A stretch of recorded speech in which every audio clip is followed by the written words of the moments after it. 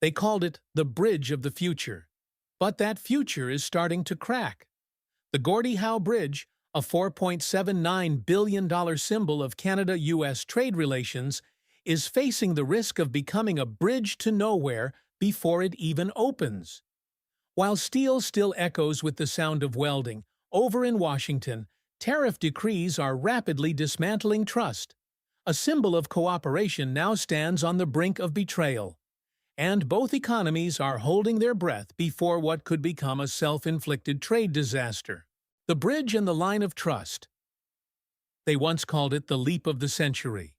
A bridge connecting two nations, two economies, and above all, two visions of the future. The Gordie Howe Bridge, stretching long and majestically across the Detroit River, is not just an infrastructure project. It is Canada's declaration that it believes in a North America of shared benefits, mutual development, and inseparable ties. But like every declaration in history, it carries risk. And now, as the final scaffolding prepares to come down, that risk has taken a very real shape. Launched in the aftermath of a trade crisis, the Gordie Howe Bridge was not just designed to replace the aging Ambassador Bridge. It was built as a lifeline to the future.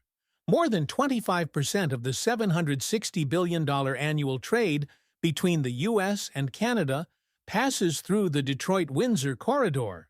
But for years, that route was choked by a bottleneck. A privately owned four-lane bridge built in 1929, struggling to bear the weight of a new century it was never designed for. That's why Gordie Howe is not merely a transportation link, but a national strategy. With 6 lanes, dedicated truck routes, automated customs systems, and direct connections to Interstate 75, U.S., and Highway 401, Canada, it was conceived as a new artery for the North American economy.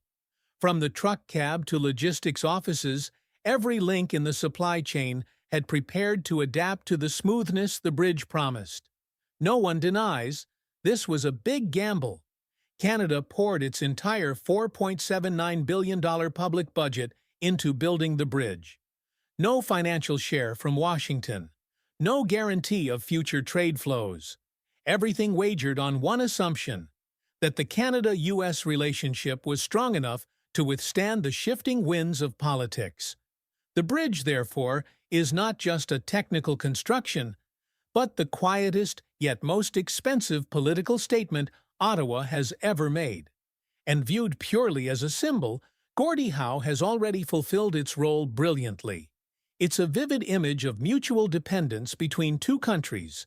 In the auto industry, where a car frame might be cast in Ohio, finished in Ontario, and finally assembled in Michigan, uninterrupted transportation is a matter of survival. With its modern design, the Gordie Howe Bridge is expected to shorten average border crossings by 20 minutes, saving the transport industry billions of dollars over the coming decades. For the city of Windsor, where thousands of families rely on parts manufacturing and logistics, the bridge is a symbol of hope. For Detroit, emerging from a long slide of industrial decline, the bridge is a rebirth of its gateway role. And for the entire Great Lakes region, once the industrial heart of North America, Gordie Howe is a promise that integration still has a chance to survive amid growing calls for protectionism. Yet it is precisely that faith, unconditional, unwritten, that has made Canada the most vulnerable player in a game it thought was built on partnership. Just as the bridge neared completion, political winds shifted in Washington. A dry line in a tariff document, 25%, was enough to shake the very economic model binding the two borders together. At that moment, the bridge was not only being completed in steel and concrete, but in worry. If trade declines, if companies relocate production back to the U.S., as campaign promises suggest, if containers no longer thunder back and forth as forecasted, then everything will be empty. Empty like the well-wishes no one mentions anymore. And Canada, a nation that built a bridge on trust, may have to pay the highest price for a dream called North American integration.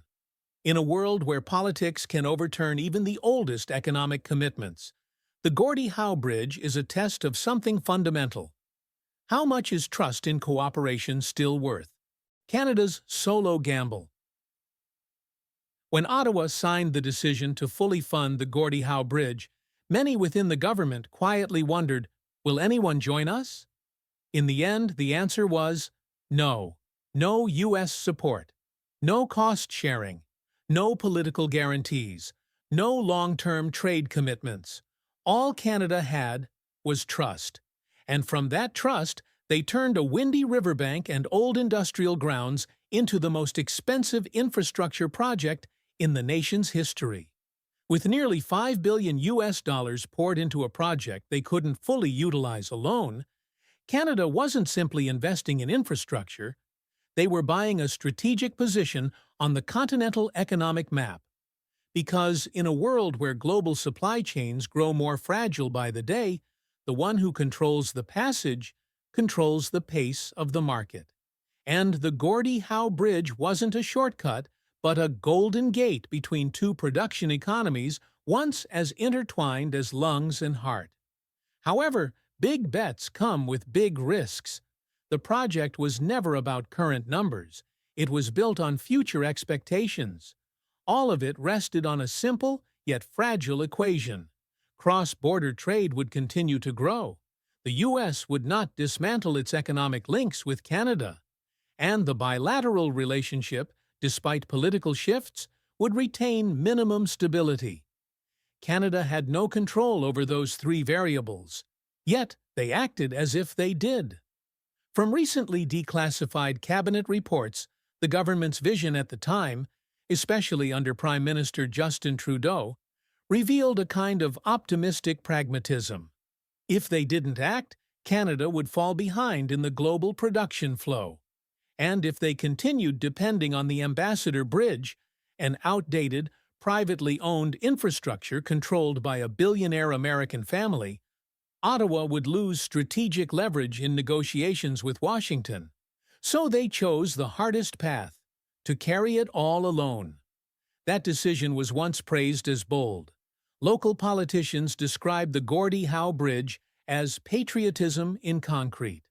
Labor unions saw it as a long-term promise of jobs and industry. Even business circles, usually cautious about large public projects, welcomed it because everyone believed the bridge would pay for itself through the unrelenting stream of freight trucks running day and night between Detroit and Windsor. But trust doesn't pay the bills, and projections can't withstand harsh reality if the system they depend on collapses.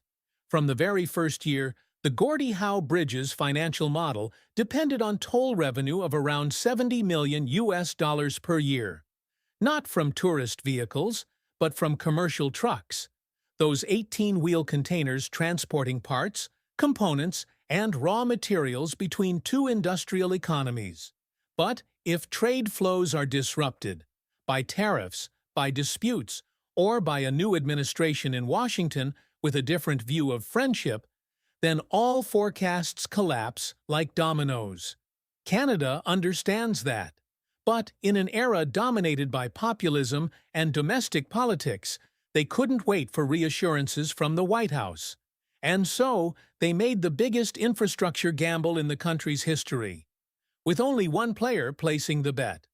The problem is, when you build a bridge that the other party isn't sure they'll cross, you're not investing in trade. You're investing in hope. And hope, as the history of Canada-U.S. trade has shown, is the easiest thing to sacrifice every election cycle. Under the Trump administration, NAFTA nearly got torn up. Then USMCA, a supposedly solid agreement, was used as a bargaining chip in trade disputes. In every one of those episodes, Canada had to back down, concede, and play the role of the calm one at the negotiating table. But this time, the bridge can't turn back. The Canadian government has already spent the money. The concrete is dry. The pillars are up. The bridge is standing, not waiting for politics, not backing down over debates, But that very permanence makes it more vulnerable than ever. Because if Washington no longer sees Ottawa as a trustworthy trade partner, then that bridge will be nothing more than an empty corridor, echoing with the sparse hum of tires instead of the vibrant flow of commerce. The bet has been made, but no one can say for sure if Canada will win. And sometimes, in international politics, the loser is the one who was the only believer in the rules of the game. When the bridge met the wall, no one thought the bridge would be stopped, not by snowstorms, rising costs, or cross-border technical disputes, but by a single line from Washington: 25% tariffs on Canadian-made vehicles and auto parts.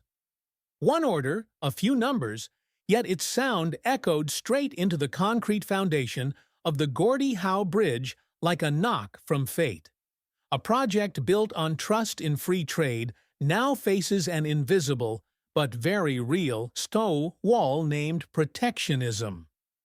When the White House under the Trump administration announced heavy tariffs on Canada's auto industry, citing national security, many in Ottawa didn't know whether to be outraged or laugh. National security? With robotic arms assembling cars in Windsor, with gearboxes shipped from Michigan and sent back to Ontario for completion? With a production ecosystem where a car might cross the border 6 to 8 times before completion? If that's a security threat, then perhaps all of America is threatening itself. But the story didn't stop at absurdity. The tariff strike wasn't just symbolic. It truly cut into the lifeblood of thousands of businesses, factories, and workers. In less than 3 weeks after the tariff announcement, Stellantis's production line in Windsor began slowing. Parts didn't arrive on time. Shipments weren't cleared. And then, like a sad knock on the HR office door, the production suspension notice appeared on the internal board. Over 3,000 workers faced the risk of losing their jobs. Middle-class dreams, mortgage payments, college tuition, all began to wobble with each passing minute of the halted assembly line. Meanwhile, on the other side of the border, no one was really celebrating. The U.S. auto industry, seemingly protected, now had to face a paradox. A shortage of parts from Canada forced many factories in Ohio, Michigan, and Illinois to recalculate output. A logistics director in Detroit said at a closed-door conference, "We're shooting ourselves in the foot to see if the neighbor feels pain." The Gordie Howe Bridge, meant to lubricate the flow of goods, now silently watches everything reverse. It hasn't even opened yet, but has already been pushed to the sidelines. Instead of welcoming busy freight trucks carrying the future, it looks toward the horizon, where shipments are stuck in political trenches. The issue here is no longer about tariff percentages or how Canada should retaliate. The issue is reliability, that intangible but essential asset in any long-term economic relationship. When a nation decides to change the rules mid-game, the first thing lost isn't money, it's trust. And for a project like the Gordie Howe Bridge, built entirely on the assumption that trade would be upheld by reason and shared interests, the tariff shock was nothing less than a cold declaration: we're no longer playing by the old rules. Industry insiders call this a silent panic. Not loud like a financial crisis, not as fast as a tech bubble burst, but it gnaws from within. Every day, investors reassess political risks in cross-border trade projects. Every week, a small factory must ask, will next week's shipment still cross the border? And every month, a cabinet report must update a new scenario. If trade declines by 30%, how many years will the bridge take to break even? The bridge, once built to shorten distances, has now become a symbol of separation. Ottawa bet through action. Washington responded with policy. And in between are millions of workers, businesses, and communities who once believed these two riverbanks would never turn their backs on each other.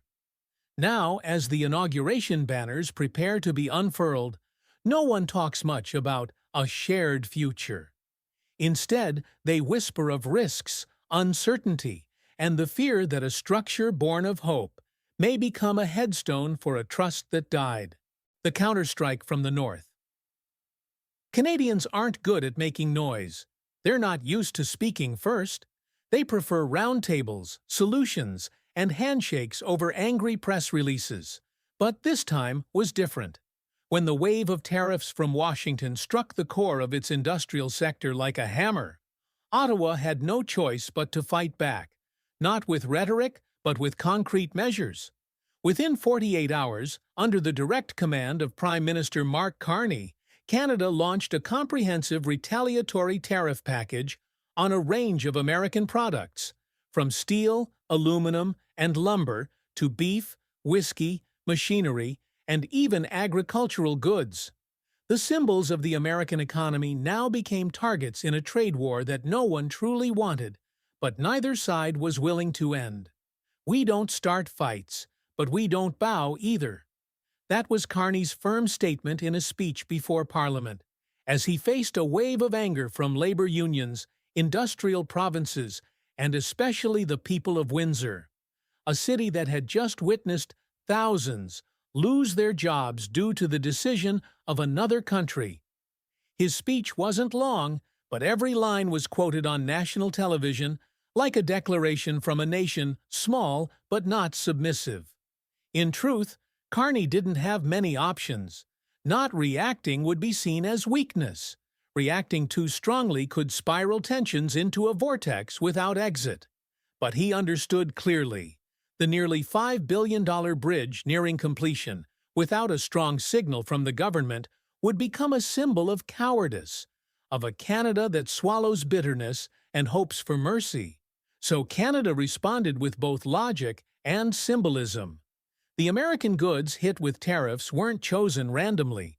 They came from swing states where Trump needed votes in the upcoming election. Kentucky whiskey, Texas beef, Illinois tractors, and Iowa farm products. All were targeted as a subtle but calculated political move. Canada didn't want to retaliate, but it wasn't afraid to play chess on the opponent's own board. Public anger spread quickly. Small but dense protests broke out in many industrial cities in southern Ontario. On social media, the hashtag #NumberNotYourEnemy was shared millions of times, not just as the voice of the Canadian people, but as a message to the American public. An auto assembly worker in Windsor wrote, "We used to build cars for Americans. Now we're being punished like traitors." The feeling of betrayal was no longer an abstract political concept.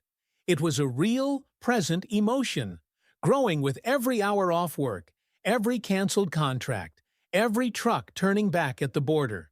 But it wasn't only Canadians who felt betrayed. In the U.S., farmers in Iowa and manufacturers in Ohio also began to feel the cost of a prolonged confrontation. Orders from Canada were delayed, export contracts were canceled, and, worst of all, was the cold silence from the partner they had once trusted most. At a press conference in Des Moines, the president of the Iowa Farmers Association said, "We're losing the one thing that's kept U.S. agriculture stable in recent years, the steady market to our north." Tensions rose, but instead of easing, they were fueled further by blame-laden and threatening statements. A senior White House official told reporters, "Canada can choose dialogue, but if they want confrontation, we're ready." That line was quoted word for word by Canadian media as further proof that they were facing a partner who no longer played the role of ally as before. In that setting, the Gordie Howe Bridge was no longer a transportation project. It had become a symbolic battleground. It was the clearest image of the question now hanging in the air. Is a unified North America still possible? And if not, who broke it first? Canada responded. Timely, strongly enough. But in a world where politics eclipses reason, the scariest thing isn't a punch, but a door quietly closing, inch by inch. And when the bridge is completed in a few months, no one knows. Will it welcome convoys of hope? Or just cold, empty lanes, reminding us of an era of cooperation that once existed, then disappeared. The spreading pains. In an economic system designed like a capillary network, a single blockage, however small, can be enough to disrupt the entire body. And when the trade war between Canada and the U.S. shifted from words to action, every finger of the North American economy began to tremble. What's frightening isn't the explosion, but the silent cracks, happening in places no one expected, from the farming towns of Saskatchewan to the industrial outskirts of Toledo. Windsor was the first, and deepest, to feel the aftershocks of the tariff policy. This city was once a symbol of integration, where Canadian parts suppliers worked seamlessly with American manufacturers to keep production lines running on time, on spec, on quality. But just weeks after the U.S. announced a 25% tariff on cars and auto parts from Canada, Windsor's factories began shutting down one line after another. However, the consequences didn't stop at this side of the border. American companies in Ohio, Indiana, and Michigan, once confident that tariffs would bring competitive advantage, began to realize a harsh truth.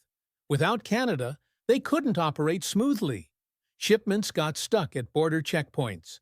Delivery schedules went off track. Replacement part prices soared. And most importantly, export contracts to Canada, once a major portion of their revenue, began to vanish quietly.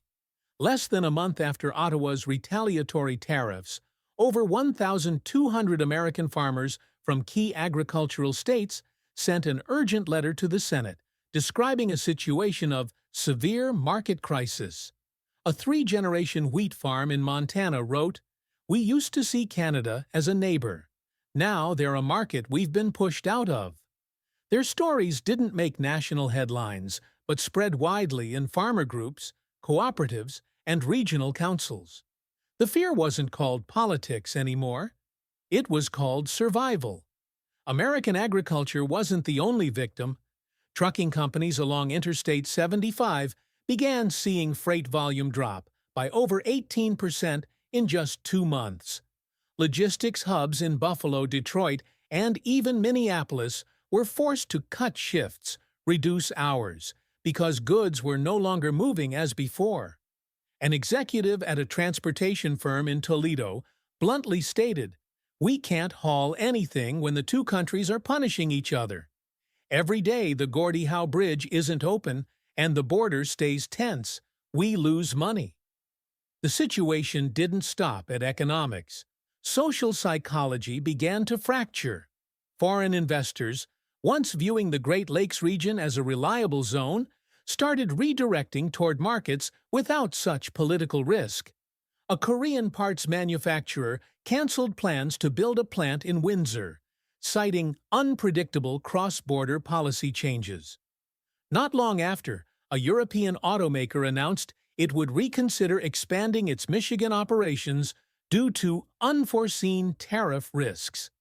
At the same time, communities that once benefited from free trade began asking themselves, does their government truly understand the consequences of the cards it's playing? A mayor in New York State said during a public hearing, "We are destroying a structure we've built for 40 years just to score a political point before an election." The Gordie Howe Bridge, though not yet open, has become the place where all these lingering worries converge. It is not only a junction of vehicles, but a crossroads of a big question. If the supply chain collapses, who loses first? And who loses more? There is no official answer. Only rising numbers in layoff reports, immobile inventories, and contingency plans emerging in companies that once believed Canada was a natural extension of the U.S. market. As the pains spread, the scariest thing is no longer the trade war, but the silent cost it leaves behind. Lost jobs, lost trust, and the loss of a connection that once seemed unquestionable. Now, each truck held at the border is no longer just a business issue. It is a question mark hanging over the entire strategy of continental economic development. And that unopened bridge may perhaps already see it all before we do, when the bridge risks becoming a white elephant.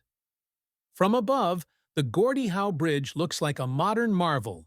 6 straight lanes, sleek cable-stayed spans stretched across the Emerald Detroit River, and connectors curling into the federal highway network like arteries pumping straight into the heart of North American manufacturing. But as the inauguration day draws closer, fewer people talk about words like pride, symbol, or infrastructure revolution. Instead, an old yet heavy phrase is being whispered in government audit offices, cabinet meeting rooms, and financial news: white elephant. No one wants to imagine that a nearly $5 billion structure, built with long-term strategic vision, advanced engineering, and the goal of serving trade for generations, could become a long-term useless debt. But that scenario is no longer just theoretical. It's lurking in every cost report, every closed-door meeting of financial officials, and in the worries of Windsor residents gazing toward the horizon with the question, will anyone actually cross this bridge? The answer, it seems, is leaning toward the unfortunate. The initial financial models, which projected $70 million annually in toll revenue based on continuous flows of commercial vehicles and goods between Canada and the U.S., are now being re-evaluated under the cold light of reality. And the reality is, trade is slowing, supply chains are faltering, and political trust is draining away. Dr. Emily Carter, one of the leading economists at the University of Toronto, wrote in a widely discussed report, "The Gordie Howe Project was built on an assumption that the post-COVID world would return to old globalization, but that world no longer exists, and the bridge is facing the risk of not being used enough to pay for itself." In fact, if trade drops by just 20 to 25% due to prolonged tariff tensions, the entire repayment timeline could be pushed back by decades. In a worse scenario, where regional supply chains are reshaped domestically or redirected toward Asia, Gordie Howe may never achieve the traffic volume needed for efficient operation, and in that case, the bridge wouldn't just be surplus infrastructure, but living proof of a failed national gamble. The paradox is, it's the long-term vision itself that may have made the bridge oversized. If Canada had simply repaired the Ambassador Bridge, upgraded existing routes, they could have saved billions and avoided political risk. But because they dreamed big, they chose to redraw the continental transportation map. They built a parallel customs system, a dedicated trade corridor, a symbol for a post-border integration era. And now, as that border becomes a front line again, every ambition may be buried by a single decree from Washington. Worse still, the bridge can't be dismantled or scaled down like a failed app. It will remain standing there, maintained annually, with unavoidable fixed costs, whether traffic runs across it or not. Citizens will keep paying taxes. The government will have to allocate budgets. And over time, in public perception, the bridge will shift from symbol of the future to burden of the past. In Ottawa's political halls, the fear of a white elephant is no longer taboo. A senior official, speaking anonymously to CBC, shared, "We never considered the worst-case scenario, that the U.S. would turn its back on a model they helped design. But if that really happens, we must prepare for a future without the trade flows this bridge was built to serve." And that is the most painful turning point. Canada built the bridge for a neighbor it cannot control. They invested with real money, real politics, and real expectations, but all based on an unguaranteed assumption that America would continue to view cooperation as foundational. Now, the bridge still stands, no cracks, no engineering flaws, but threatened with collapse from something far more fragile: trust. And if that collapses, then whether the bridge opens to traffic or not, Canadians will still have to ask themselves a painful question. Did we build a legacy? Only to prove that sometimes believing in the right thing is the biggest mistake of all? The question. Hanging over the unopened bridge. There are moments in history when everything seems complete. The steel has been joined, the cables tightened, the foundations secured. But the true meaning of a structure is still waiting to be defined. The Gordie Howe Bridge is such a moment. It has been built with all the certainty of engineering, yet it hangs suspended in the uncertainty of human trust and politics. In June 2025, just a few months before its official inauguration, the bridge sits as a question cast in concrete between two nations that were once close partners. No one says it was a mistake, but no one dares say it will succeed either. It's a strange silence, no loud criticism, but no more praise. Only quiet reports, closed-door meetings, and skeptical glances among officials when the term post-free trade is mentioned. From Washington, scattered signals of hope, but not clear enough to dispel the fog. Some lawmakers from industrial states like Michigan, Ohio, and Illinois have begun pressuring the White House, calling for tariff relief for the sake of local voters. Business associations on both sides of the border, from auto to agriculture, have issued joint statements, bluntly urging stop the war that no one wins, but everyone loses. Lobbying efforts continue, pouring into every senator's office, every weekend news program, every town hall. But the U.S. administration, which uses trade as a bargaining tool in the re-election campaign, has shown no sign of backing down. To them, the Gordie Howe Bridge isn't a central concern, but merely a detail in a much larger political canvas. And that is what frightens Ottawa most, that they have invested in something the other side no longer considers a priority. In that context, the biggest question slowly emerges. Can it still be saved? That question isn't just financial. It's national pride, strategic direction, and the assertion of whether Canada can still believe in a regional structure built on cooperation, or must start rebuilding everything from scratch. Prime Minister Mark Carney, in a recent op-ed for the Globe and Mail, wrote without hiding his bitterness, "This bridge was built on hope. Now it's the harshest test of the idea of a reliable neighbor." From the public side, the mood is no longer simple. People aren't just angry at the U.S. They're starting to question their own leaders. Why did we bet so big on a relationship so full of risk? Is this a sign of strategic naivety? Or the victim of a world changing too fast, turning yesterday's right decisions into today's burdens? In Windsor, where the bridge casts its shadow over the Detroit River, small business owners, those who once pinned hopes on the new traffic flow, are quietly adjusting plans. A truck parts supplier canceled a warehouse expansion order. A restaurant once named a dish Gordie's Grill is considering changing the menu. Everyone knows, if the bridge becomes a dead route, they can't wait another generation to make up for it.